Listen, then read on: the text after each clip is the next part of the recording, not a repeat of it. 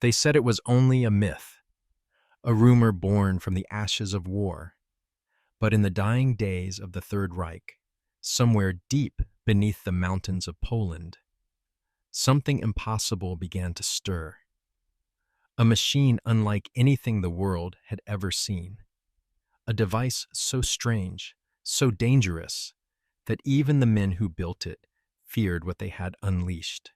They called it Die Glocke, the bell, and if the stories are true, it was the Nazis' final attempt to defy the laws of nature itself. In the final winter of World War II, deep underground in a secret bunker, a group of German scientists huddle around a towering, bell-shaped machine. Cables snake across the floor. Gauges tremble. The air smells of oil, ozone, and fear. A switch is thrown, and the chamber fills with sound.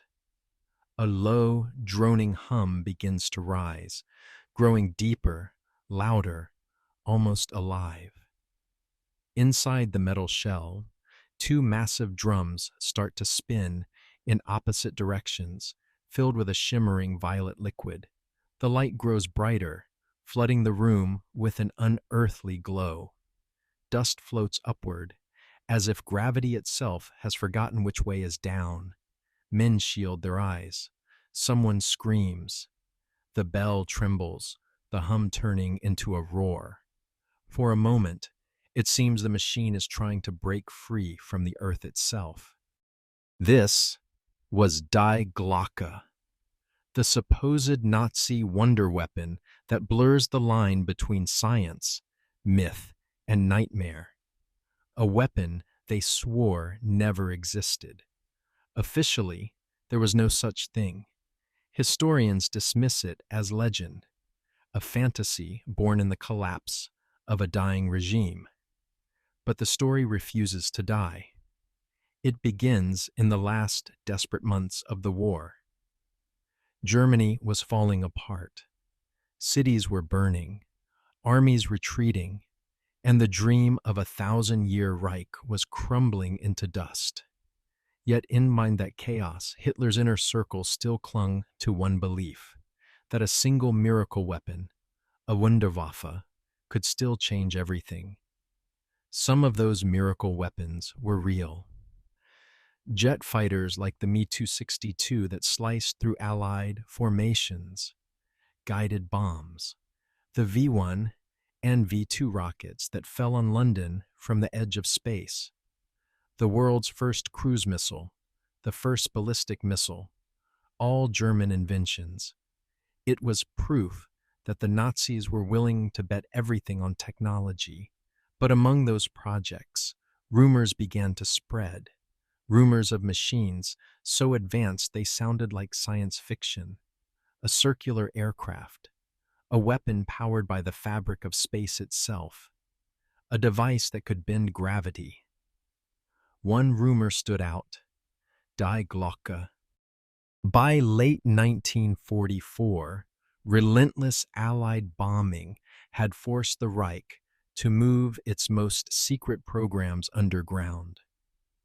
In the mountains of Lower Silesia, an enormous construction project began, Projekt Riese, the giant. Vast tunnels carved deep into the rock, stretching for miles. Thousands of prisoners from concentration camps worked day and night, dying by the hundreds under brutal conditions. Officially, these tunnels were meant to protect factories and command bunkers. Unofficially, they were perfect for hiding something far greater. According to later accounts, this was where Die Glocke was tested. Inside a sealed underground chamber, under the watch of SS guards, scientists worked around the clock on an experiment that no one fully understood. At the center of it all was one man, SS General Hans Kammler. He oversaw some of Nazi Germany's most advanced weapons projects, including the V-2 rocket program and the jet fighter factories. Kammler had almost unlimited authority, reporting directly to Himmler.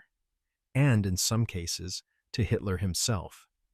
He had access to resources, scientists, and the freedom to bury projects in total secrecy. If anyone could have hidden something like Die Glocke, it was Kammler.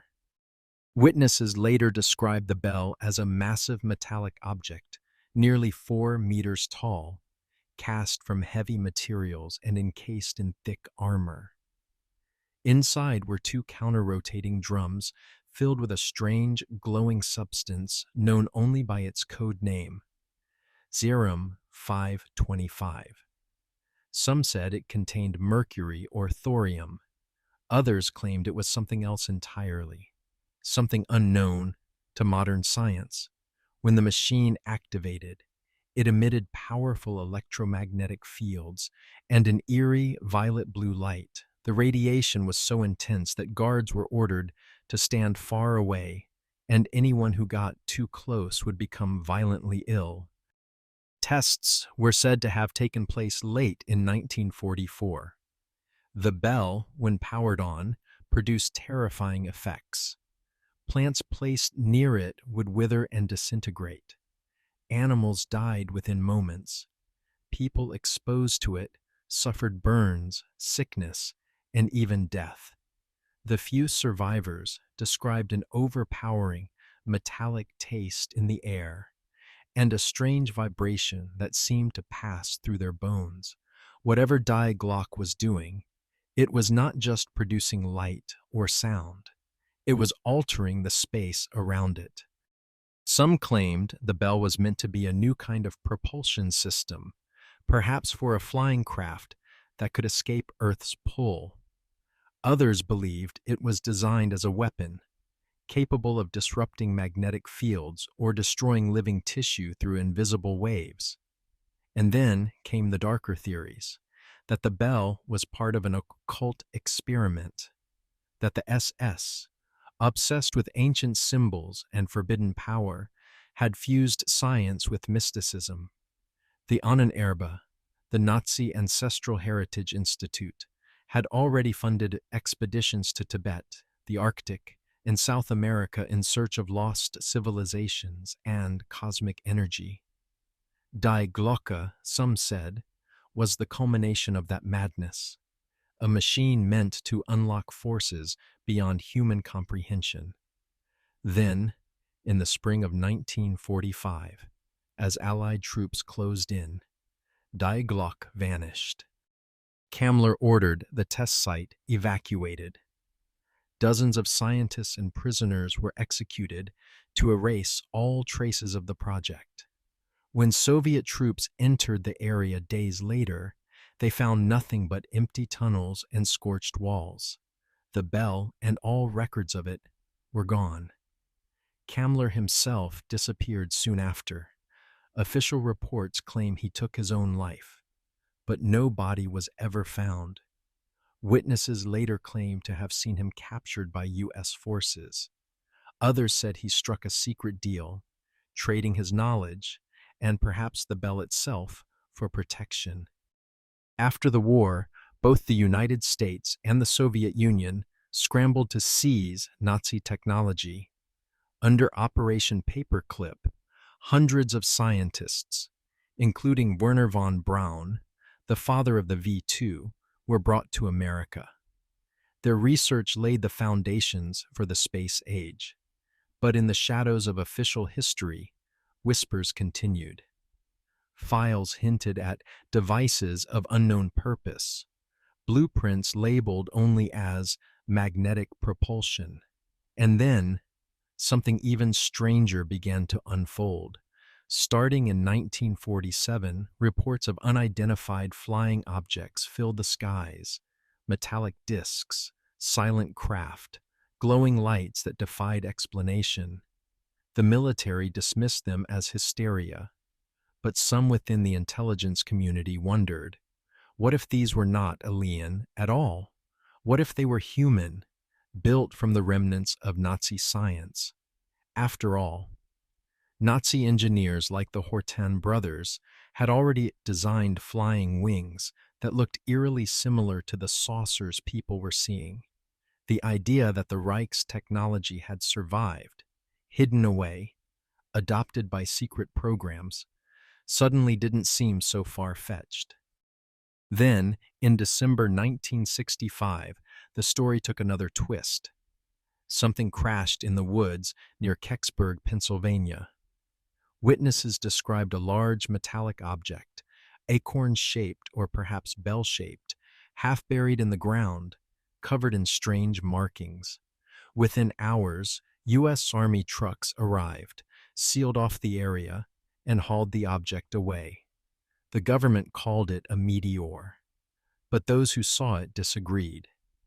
To them, it looked like the bell had returned, only to vanish again into secrecy. By the 1970s, the legend had taken on a life of its own. Books and documentaries claimed Nazi UFOs had escaped to Antarctica or even to the moon.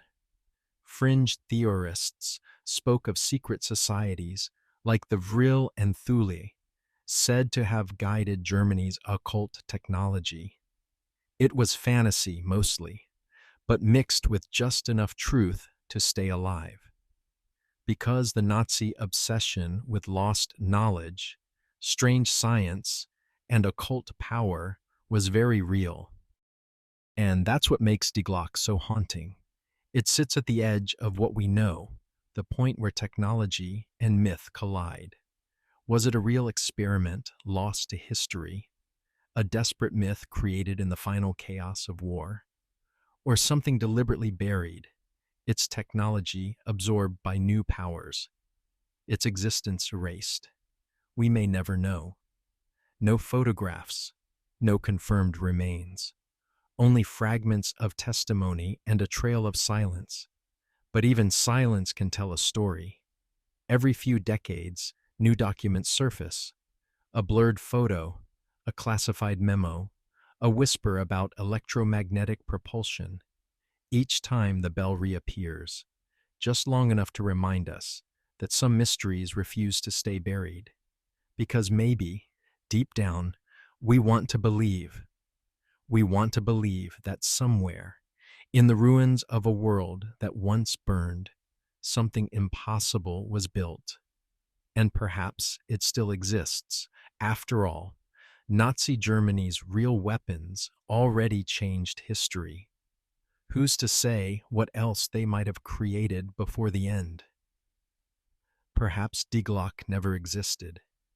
Or perhaps it still hums quietly in the dark, sealed behind concrete in time, waiting for someone, someday, to turn the power back on.